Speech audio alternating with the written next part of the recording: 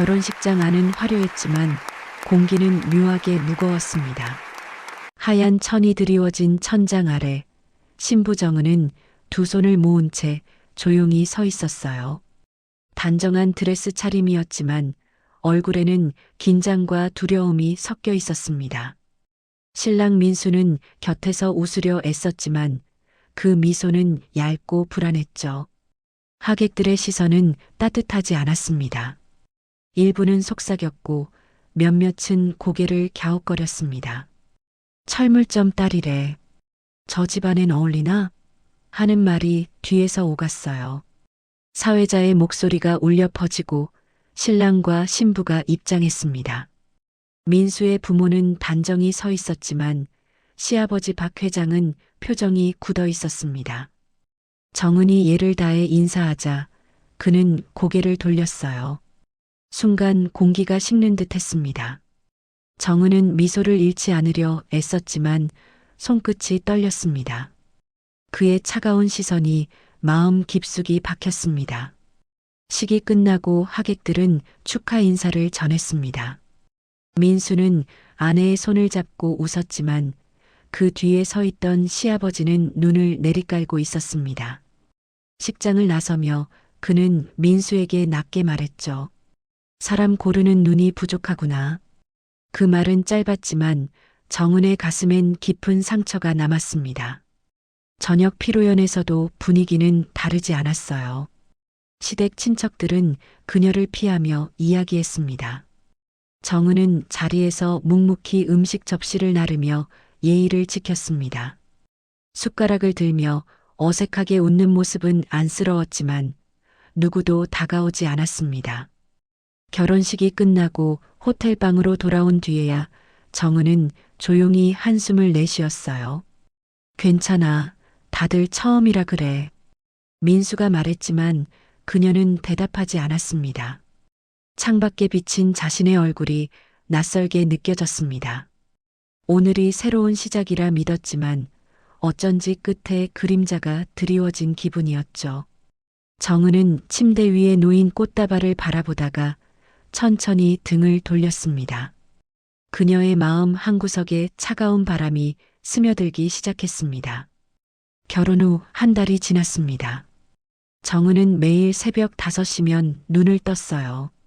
시댁 식구들이 깨기 전에 밥을 짓고 국을 끓이며 부엌을 정리했습니다.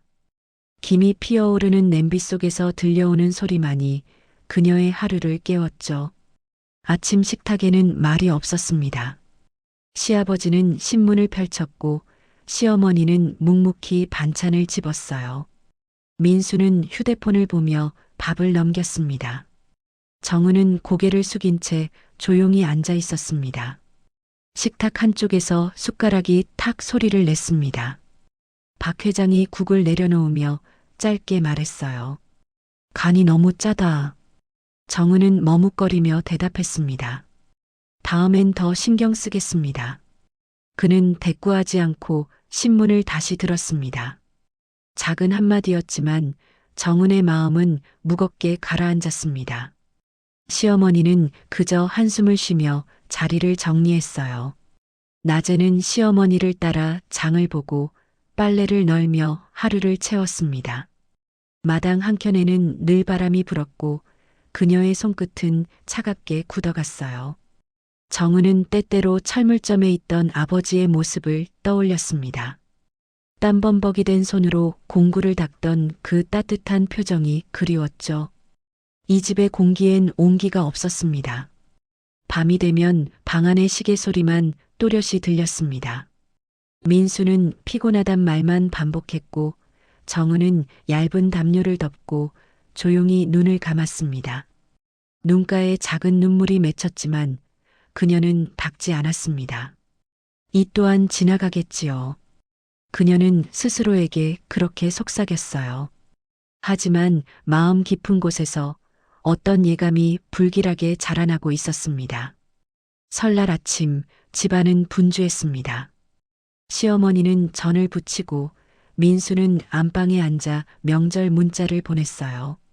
정은은 새벽부터 시장에 다녀오느라 손끝이 터지고 붓기까지 했습니다. 장이 길어져 조금 늦게 돌아오자 마당에 서 있던 시아버지의 눈빛이 차갑게 변했습니다. 정은이 장바구니를 내려놓자마자 그의 목소리가 터졌어요. 며느리가 명절날 제 시간도 못 맞춰? 철물점 딸이라 그런가. 그 말은 칼처럼 날카로웠습니다. 정은은 변명 대신 고개를 숙였습니다. 잠시 후 박 회장은 뒤뜰로 그녀를 불렀습니다. 나무로 된 울타리 뒤에서 그의 목소리는 더욱 거칠었습니다. 이 집 체면이 있는데 이런 걸 몰라? 자꾸 실수하네. 그는 차가운 시선으로 그녀를 내려다봤습니다. 정은이 고개를 숙인 채 사과하려던 순간 그의 손이 올라가 뺨을 후려쳤습니다. 순간적인 충격에 정은은 뒤로 밀려 넘어졌어요. 발이 걸리며 돌계단에 부딪혔고 장바구니 안의 나물이 흩어졌습니다. 손바닥에서 피가 배어 나왔지만 그는 모른 척 돌아섰습니다. 정은은 땅에 엎드린 채 숨을 고르며 울음을 삼켰습니다. 마당 쪽에서 시어머니가 머뭇거리며 나왔지만 눈을 피했습니다. 민수는 방 안에서 소리를 들었지만 움직이지 않았습니다. 정은은 천천히 일어나 흙 묻은 손으로 얼굴을 닦았어요. 입술이 터져 피가 맺혔지만 그 표정엔 더 이상 두려움이 없었습니다. 그날 저녁 집안에는 아무 일도 없었던 것처럼 식탁이 차려졌습니다. 정은은 말없이 앉아 젓가락을 들었어요. 시아버지는 신문을 넘겼고 아무도 그녀의 상처를 보지 않았습니다. 밥 한 숟갈을 삼킬 때마다 목이 메었지만 그녀는 끝까지 울지 않았습니다. 그날 밤 방 안에 홀로 앉은 그녀는 조용히 짐을 싸기 시작했습니다. 마음 한구석에서 이제 그만이라는 목소리가 들렸습니다. 비가 내리던 늦은 밤이었습니다. 시댁 거실의 불빛은 희미했고 정은은 캐리어 하나를 앞에 두고 서 있었습니다. 거실 안엔 무거운 침묵만이 감돌았어요.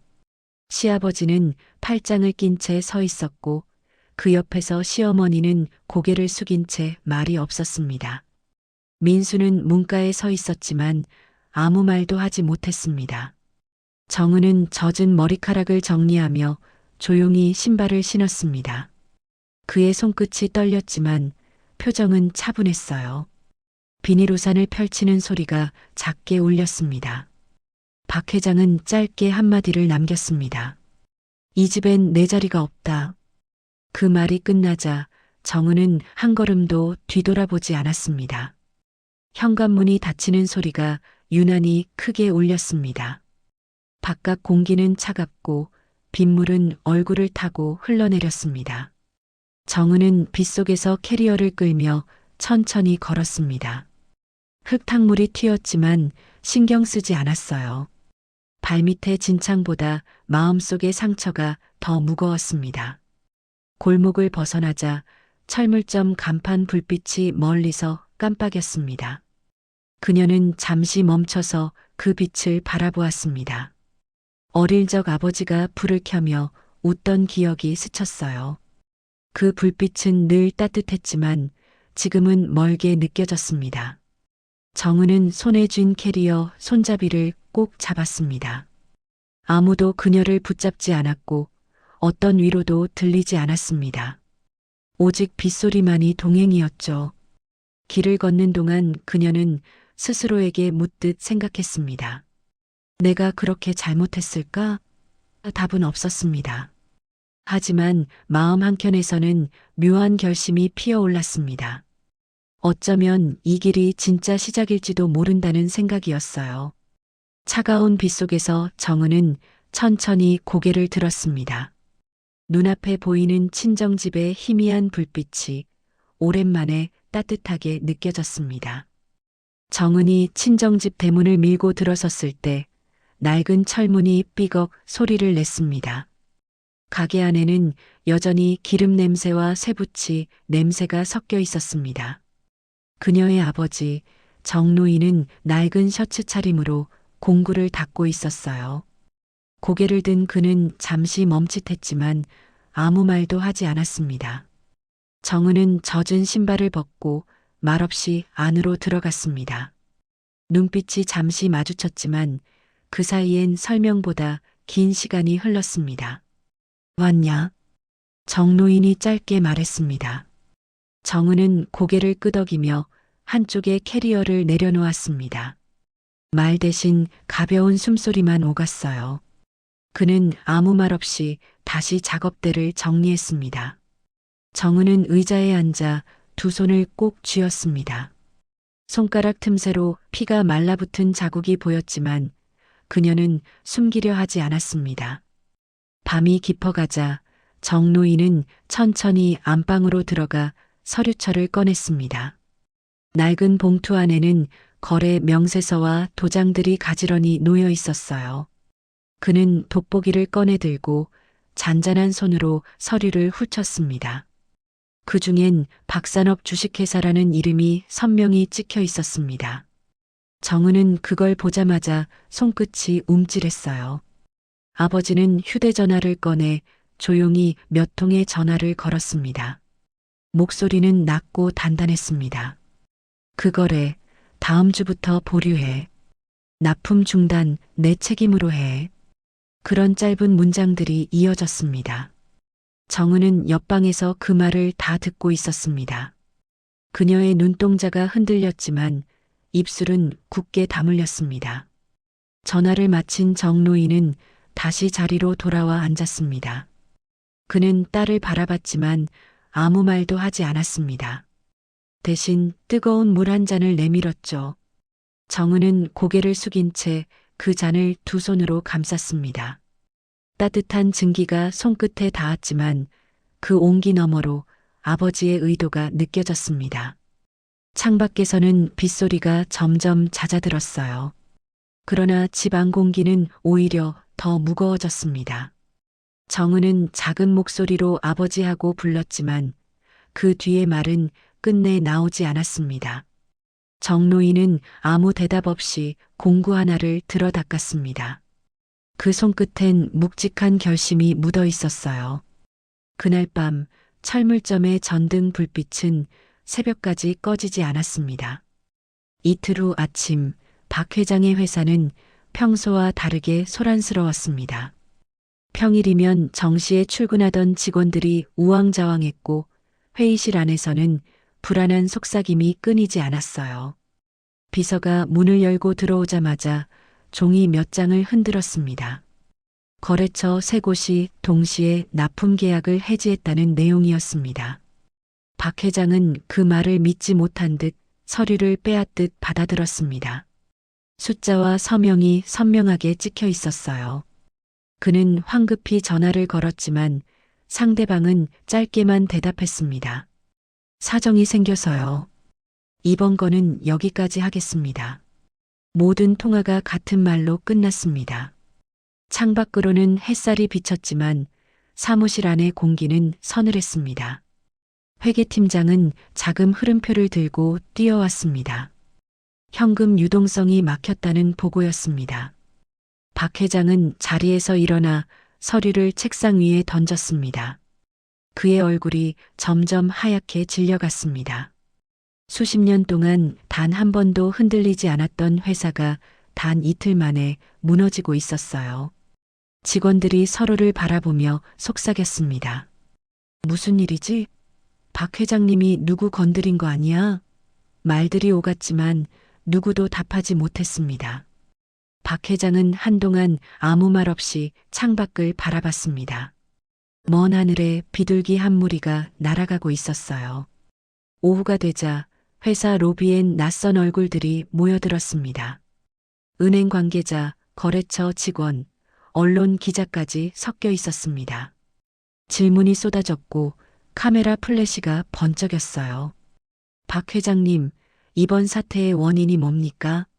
그는 입술을 달싹였지만 아무 말도 나오지 않았습니다. 회의실 문이 닫히자 그는 의자에 털썩 주저앉았습니다. 조용한 방 안에서 그의 머릿속엔 며느리의 얼굴이 스쳤습니다. 비 오는 날 캐리어를 끌고 나가던 그 모습이 떠올랐습니다. 가슴 한쪽이 서늘하게 식었습니다. 손끝이 떨렸고 종이 위에 글자가 흐릿해졌습니다. 이틀만이군. 그는 자신도 모르게 중얼거렸습니다. 그제야 알았습니다. 세상은 결코 자신이 쥔 권력만으로 움직이지 않는다는 것을요. 문 밖에서 들려오는 직원들의 발소리가 멀어질수록 그의 세계는 천천히 무너져 내렸습니다. 며칠 뒤 정은의 친정집 앞 골목에 낯선 검은 차 한 대가 멈춰 섰습니다. 비가 막 그친 늦은 오후 차문이 열리며 구겨진 양복 차림의 박 회장이 내렸어요. 이전의 당당함은 사라지고 걸음은 느리고 조심스러웠습니다. 그는 가게 문 앞에서 한참을 서 있었습니다. 안에서는 철 냄새와 공구 부딪히는 소리가 희미하게 새어나왔습니다. 잠시 망설이던 그는 문고리를 잡고 천천히 문을 밀었습니다. 정은은 진열대 앞에서 새로 들어온 나사를 정리하고 있었습니다. 문 여는 소리에 고개를 돌리자 그 자리엔 시아버지가 서 있었어요. 순간 공기가 멎은 듯 고요했습니다. 정은의 손이 멈췄고 그의 눈빛이 흔들렸습니다. 박 회장은 아무 말 없이 고개를 숙였습니다. 마루 바닥에 빗물이 떨어지며 동그란 자국이 퍼졌습니다. 그는 천천히 무릎을 꿇었습니다. 용서해다오. 낮게 떨리는 그의 목소리가 흘러나왔습니다. 그 한마디에 가게 안의 시간이 멈춘 듯 했습니다. 정은은 당황했지만 곧 마음을 가다듬었습니다. 그녀는 천천히 다가가 그 앞에 앉았습니다. 그의 어깨는 작게 떨리고 있었어요. 정은은 묵묵히 차 한 잔을 내려놓았습니다. 따뜻한 김이 올라오며 두 사람 사이의 냉기가 조금씩 풀렸습니다. 정노인은 안쪽에서 그 장면을 조용히 지켜보고 있었습니다. 말은 없었지만 눈빛엔 깊은 생각이 깃들어 있었죠. 박 회장은 한참 동안 고개를 들지 못했습니다. 정은은 천천히 입을 열었습니다. 아버님, 이제 괜찮습니다. 다만 다시는 사람을 함부로 대하지 마세요. 그의 목소리는 차분했지만 단단했습니다. 박 회장은 고개를 끄덕이며 눈가를 훔쳤습니다. 손등에는 세월의 흔적과 후회의 무게가 묻어 있었습니다. 정은은 그 모습을 말없이 바라봤습니다. 미움과 슬픔이 뒤섞였지만 더 이상 분노는 없었어요. 오랜 시간 눌려있던 마음이 조금씩 풀려나고 있었습니다. 가게 밖에서는 저녁 노을이 물들기 시작했습니다. 붉은 빛이 문틈으로 스며들며 두 사람의 얼굴을 비췄습니다. 그 빛 아래에서 과거의 상처는 조금씩 흐릿해졌습니다. 정은은 조용히 숨을 내쉬며 차잔을 닫았습니다. 그리고 처음으로 시아버지를 똑바로 바라봤습니다. 그 눈빛에는 원망이 아닌 끝내 사람으로서의 연민이 담겨 있었습니다. 몇 달이 흘렀습니다. 봄의 초입, 철물점 자리에는 새 간판이 걸려 있었습니다. 은빛생활 공방. 정은이 직접 이름을 지었습니다. 낡은 벽은 하얗게 칠해졌고 문 앞에는 화분이 놓여 있었어요. 바람이 불 때마다 종소리가 은은하게 울렸습니다. 그 소리에는 지난날의 고통 대신 평화가 담겨 있었죠. 정은은 손수 만든 목재 액자를 닦고 있었습니다. 새로 찾아온 손님에게 조용히 미소를 지으며 차를 내어주었습니다. 손님들은 그녀의 손길에서 이상한 안정감을 느꼈습니다. 이 가게 참 따뜻하네요. 사람 냄새가 나요. 그런 말이 오가며 공방은 조금씩 입소문이 났습니다. 그녀는 이제 누군가의 며느리가 아니라 자기 삶의 주인으로 살고 있었어요. 한편 지역 신문에는 짧은 기사가 실렸습니다. 전 박산업 회장, 중소기업 봉사단 활동 시작. 작은 사진 속 박 회장은 작업복을 입고 나무 상자를 나르고 있었습니다. 그는 웃고 있었지만 그 눈빛에는 오래된 후회와 다짐이 깃들어 있었습니다. 그를 본 사람들은 많이 달라졌더라. 라고 말했습니다. 어느 날 박 회장이 공방을 찾아왔습니다. 그는 잠시 문 앞에서 멈춰 섰다가 조용히 들어왔습니다. 정은은 그를 보며 고개를 숙였습니다. 두 사람은 말없이 서로를 바라봤습니다. 긴 시간의 상처와 후회가 오갔지만 더 이상 원망은 없었습니다. 정은은 조용히 차를 내어주었고 박 회장은 고맙다는 듯 고개를 숙였습니다. 그 짧은 순간 둘 사이에 남아있던 냉기가 완전히 녹아내렸습니다. 저녁이 되어 햇살이 기울자 정은은 가게 앞에 나와 하늘을 올려다봤습니다. 구름 사이로 따뜻한 빛이 스며들었어요. 그 빛 아래에서 그녀의 얼굴은 평온했습니다. 과거의 눈물과 고통이 모두 이 순간을 위한 길이었던 것 같았습니다. 그녀는 손바닥을 펼쳐 공방의 나무 간판을 한번 쓸어내렸습니다. 이제야 내 인생이 내 손에 닿았네요. 그녀는 작게 중얼거렸습니다. 바람이 스쳐 지나가며 머리카락을 흔들었어요. 거리 너머에서는 아이들의 웃음소리가 들렸습니다. 세상은 여전히 바쁘고 하루는 여전히 흘러가지만 정은의 마음은 고요했습니다.